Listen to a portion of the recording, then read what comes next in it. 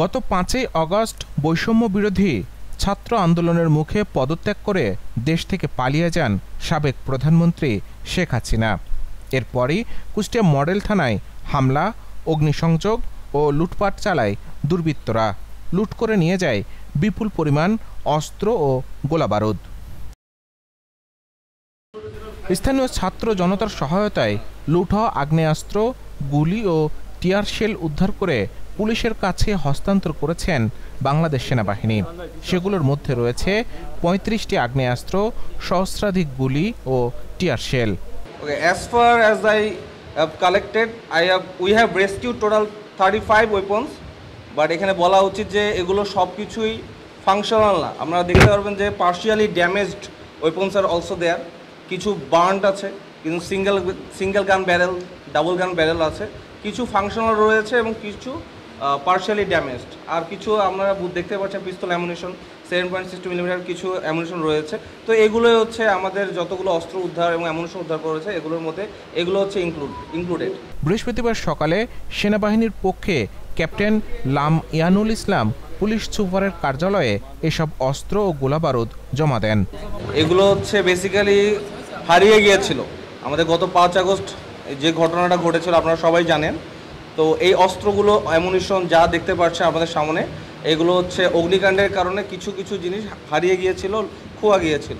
তো বেসিক্যালি আমরা হচ্ছে এগুলো পুনরুদ্ধার করতে সম্ভব হয়েছে আমাদের সাধারণ ছাত্র জনতা, সাধারণ জনগণ, আমাদের এখানে যারা লোকাল মানুষজন ছিল তাদের তথ্যের মাধ্যমে, সন্ধানের মাধ্যমে। এবং আমরা এগুলো হচ্ছে প্রচার করেছিলাম, ভেরিয়াস লোকাল চ্যানেলসে প্রচার করেছিলাম, আমরা মাইকিং করেছিলাম। তো এইরকম তথ্য সন্ধানের অভিসন্ধান এবং জিনিসপত্র খোঁজার মাধ্যমে আমরা যে অভিযানটা চালিয়েছিলাম তার মাধ্যমে এতগুলো অস্ত্র এবং গোলাবারুদ পুনরুদ্ধার করা সম্ভব হয়েছে বলে আমি মনে করি। পরে সংবাদ সম্মেলনে ক্যাপ্টেন লাম ইয়ানুল ইসলাম জানান, স্থানীয় ছাত্র জনতার স্বতঃস্ফূর্ত সহযোগিতায় দ্রুত এসব অস্ত্র ও গোলাবারুদ উদ্ধার করা সম্ভব হয়েছে।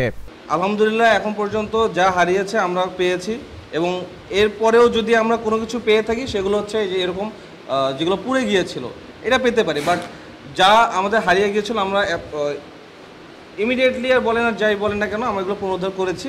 আর ইন ফিউচার যদি আমাদের এরকম আরও খোয়া হয়ে থাকে, আমাদের ছাত্র জনতা, সাধারণ জনগণ প্রতিদিন আমাদেরকে এগুলো তথ্য দিয়ে, সন্ধান দিয়ে আমাদেরকে সাহায্য সহযোগিতা করছে। ইনশাল্লাহ আমরা আর যদি থাকে, আমি মনে করি যে আর নেই, যদি থেকে থাকে এগুলো ইনশাল্লাহ আমাদের পুলিশ বাহিনী, আমাদের সেনাবাহিনীর মাধ্যমে খুব শীঘ্রই এগুলো পুনরুদ্ধার হয়ে যাবে। দ্রুত এসব অস্ত্র গোলাবারুদ উদ্ধারের জন্য সাধারণ মানুষ ও বাংলাদেশ সেনাবাহিনীকে ধন্যবাদ জানান অতিরিক্ত পুলিশ সুপার তারেক জোবায়ের। খোয়া যাওয়া বাকি অস্ত্র দ্রুত উদ্ধার করা সম্ভব হবে বলেও জানান তিনি। আমরা এখন পর্যন্ত যে যা পেয়েছি আপনারা জেনে খুশি হবেন যে জনগণের এত স্বতঃস্ফূর্ততা, এখানে ছাত্র আছে, বিভিন্ন পেশাজীবী আছে, এমনকি সাংবাদিক ভাইরা আপনারা যারা আছেন আমাদেরকে এত স্বতঃস্ফূর্তভাবে হেল্প করেছেন। তো আমি আপনাদের সবাইকে ধন্যবাদ জানাচ্ছি যে এইটা শুধু সেনাবাহিনীকেও অবশ্যই ধন্যবাদ, তারা এত বড় একটা অস্ত্র আমাদেরকে উদ্ধার করে দিয়েছে, অনেকগুলো অস্ত্র অ্যামুনিশন সহ। এবং ভবিষ্যতেও আমরা চাচ্ছি যে এই স্বতঃস্ফূর্তভাবেই এগুলো আমরা ফিরে পাই, এবং আমাদের যে সরকারি যে অস্ত্র, পাবলিকের কিছু অস্ত্র, এগুলো এইভাবে আমাদের অস্ত্রাগারে আবার চলে আসবে। আমরা বিগত দিনগুলোতে যেভাবে জনগণের পাশে থেকে জনগণকে নিরাপদে রাখার যে প্রত্যয় নিয়েছিলাম, আমরা ভবিষ্যতেও সেই প্রত্যয়টুকু ব্যক্ত করছি এবং জনগণের এই স্বতঃস্ফূর্ততাকে আবারও আমি সাধুবাদ জানাচ্ছি। 5ই আগস্টে ভাঙচুর ও অগ্নিসংযোগের কারণে কাজের অনুপযোগী হয়ে যাওয়ায় কুষ্টিয়া মডেল থানার দাপ্তরিক কার্যক্রম চলছে সদর পুলিশ ফাঁড়িতে।